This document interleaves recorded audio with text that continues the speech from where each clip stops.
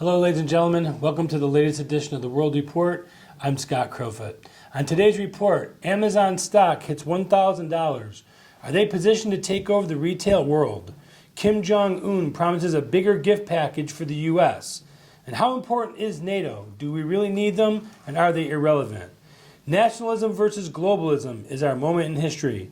But first, our top stories. Leaks, miscommunications, and backstabbing. It's really time for Trump to drain the swamp. First, President Trump flexes American muscle on his first foreign trip. Joining us, as always, is editor of the Beschloss Perspective and senior analyst for the World Report, Maury Beschloss, who can be found on YouTube by searching Morris Beschloss. Maury, how did you see President Trump's first foreign trip? I thought it went off fairly well. Yeah, I see it better than expected because he was not necessarily with friendly governments. He did a great job in the Middle East. He made it very plain to the Saudi Arabs that we're supporting Israel 100%, and the Saudis aren't worried about Israel today. They're worried about Iran. Now, let me just jump in for a second. Did you find it odd that the very first country that he visited was Saudi Arabia? No, I don't. I think that was a very good move on his part because the Saudis have now switched from being antagonistic toward Israel and telling the United States what to do. You know, if you go back in the relationship between Saudi Arabia and the United States, you go back to the Roosevelt administration, where FDR approved Saudi Arabia as an Arab major country, and Ibn Saud, who was the founder of Saudi Arabia back in the early 1930s, had gotten a commitment from FDR that he would not make a move. This was before Israel was formed. That Saudi Arabia would be the main country that the United States would relate to in the Middle East, and also would have the right to abrogate anything that he thought was not good for Saudi Arabia. But over the years, we've seen a lot change. Mainly 9/11, where most of the terrorists that hijacked those planes were from Saudi Arabia. Of course. And I realize 16 out of 19. And I realize we have two adversaries here with Iran on one side and Saudi Arabia on the other side. And we've always chosen one or the other. It seems like the Obama administration was a little bit friendlier towards the Iranians. Now it looks like President Trump is going back to being friendly with the Saudis. Which puts Iran on notice, doesn't it? He did put Iran on notice. As a matter of fact, this deal that he made with Iran was like the deal that... You mean with Saudi Arabia?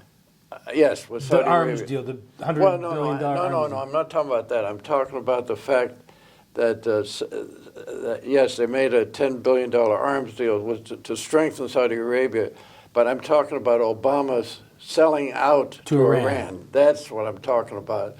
And this is very similar to what I called the Munich sellout of Czechoslovakia, when Chamberlain signed off and gave Czechoslovakia to the Nazis without saying that England would do anything to interfere with it.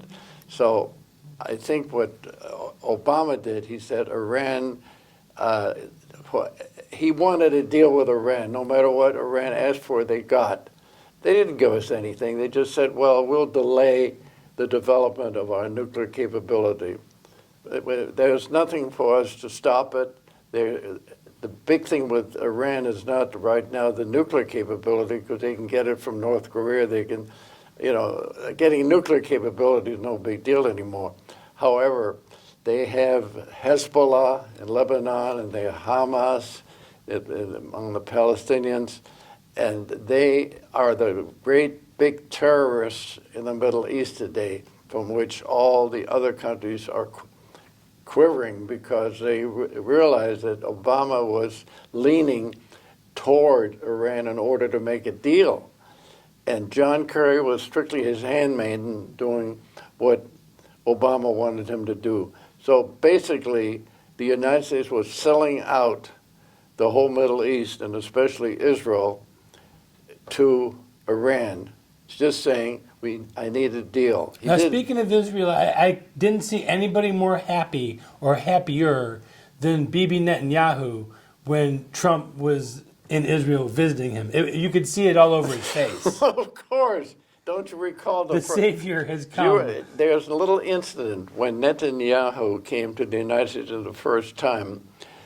He and Obama had a very cold greeting, and then when it came time for dinner, Obama had the temerity of telling Netanyahu, "I'm going up to have dinner with my wife. You can stay down and have either dinner here or do whatever you want." It was. And he shuttled him out the side gate. I think they treated him like a secondary or tertiary person. I mean, it was pretty obvious that he was very, very pro-Iranian in his attitude and in his direction. It concerns me that now we're arming the Saudis. It just seems like we're giving arms to one bad guy or the other bad guy, where neither bad guy should have arms. No. Saudi Arabia has become realistic. There are only 28 million Saudis. They know darn well that if the United States doesn't back them, Iran will take care of them and sweep into them and undermine them, and they'll be finished. They need, it's kind of ironic, they desperately need our help more than ever, and they are now actually having a cool but friendly relations with Israel. Just you got Egypt. I was just going to bring up Egypt. They're Egypt and Saudi Arabia are the two major Sunni countries in the Middle East. Both the Egyptians have about 80 million people, but the Saudis have all the oil. But the Saudis are also suffering right now from the fact that the oil prices are half of what they were 3 years ago. Yeah. So they need all the help they can get, and they get a lot of technology from Israel. And behind the scenes, they have a good relationship.